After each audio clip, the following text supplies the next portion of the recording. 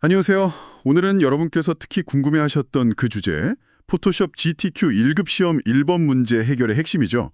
바로 펜 도구 사용법을 한번 제대로 파헤쳐 보겠습니다.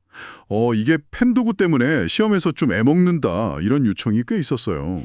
네, 맞아요. 특히 GTQ 1급 첫 문제는 그 정교한 패스 작업이 거의 전부라서 펜 도구 숙달이 정말 필수적이거든요.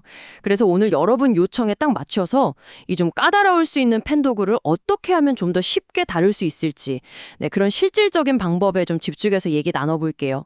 좋습니다. 그럼 오늘 저희 목표는 명확하네요.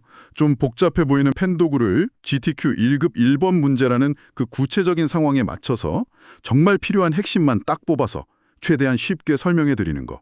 자, 그럼 바로 한번 시작해 볼까요? 우선 제일 기본적인 것부터 짚어주시죠. 펜 도구가 정확히 뭘 하는 도구인가요?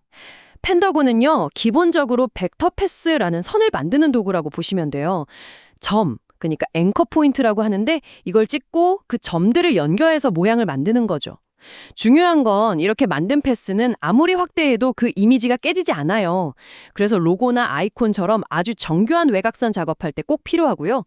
GTQ 시험에서는 주어진 모양을 얼마나 깔끔하게 따냈느냐, 이게 중요하죠. 아, 점을 찍어서 모양을 만든다. 네네. 그럼 직선은 그냥 클릭하면 될 것 같은데 많은 분들이 어려워하는 건 역시 그 곡선이겠죠? 부드러운 곡선은 어떻게 만드는 건가요? 네, 맞습니다. 곡선이 사실 핵심이죠. 직선은 말씀하신 대로 그냥 원하는 지점 클릭하면 되는데 곡선은 좀 달라요. 점을 찍을 때 클릭만 하는 게 아니라 클릭한 상태로 마우스를 놓지 말고 원하는 방향으로 쭉 드래그를 해야 해요. 이때 그 양쪽으로 쭉 뻗어나오는 선, 이게 바로 핸들, 방향선이라고도 하는데 이 핸들의 지리와 각도가 곡선의 모양을 결정하게 됩니다. 아, 클릭하고 바로 떼는 게 아니고 드래그를 해야 그 핸들이라는 게 나오는 거군요.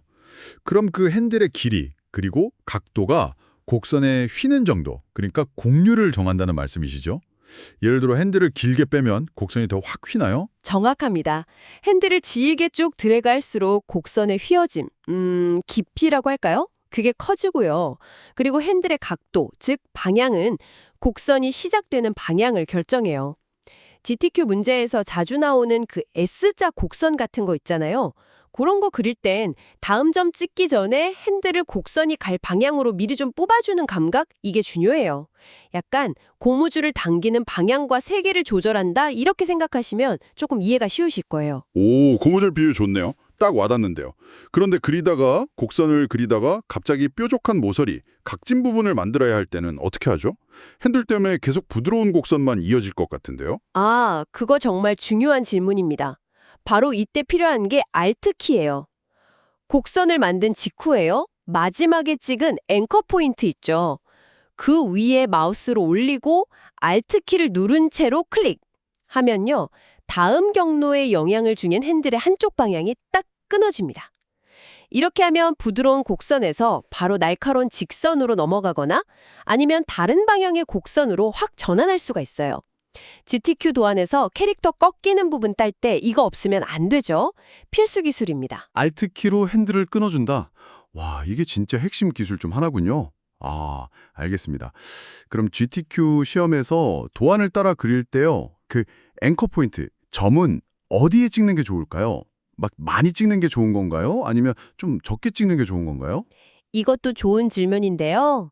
일반적으로는 최소한의 앵커 포인트를 사용해서 최대한 부드럽고 정확한 패스를 만드는 게 좋습니다. 점이 너무 많으면 오히려 선이 막 울퉁불퉁해지기 쉽거든요.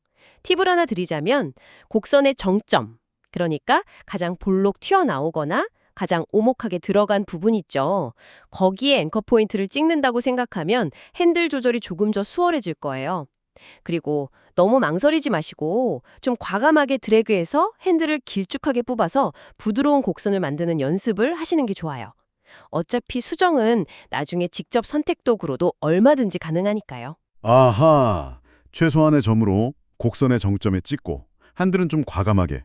네, 기억해야 할 포인트네요. 결국 근데 이게 이론을 아는 거랑 손에 읽는 건 또 다르니까 역시 연습이 중요하겠군요. 그렇습니다. 오늘 설명해드린 거 클릭, 클릭, 드래그, 그리고 Alt 클릭. 이 세 가지 기본 동작 원리를 먼저 딱 이해하시고 GTQ 기출문제 도안들 있잖아요. 그거 보면서 반복적으로 계속 따라 그려보는 것. 이게 가장 중요합니다.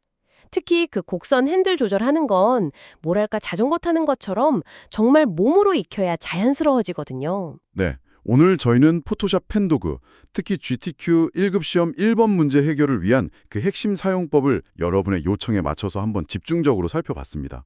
클릭, 드래그, Alt키 활용법. 이 기본을 익히고 꾸준히 연습하시면 분명 정교한 패스 작업이 가능해지실 거고요.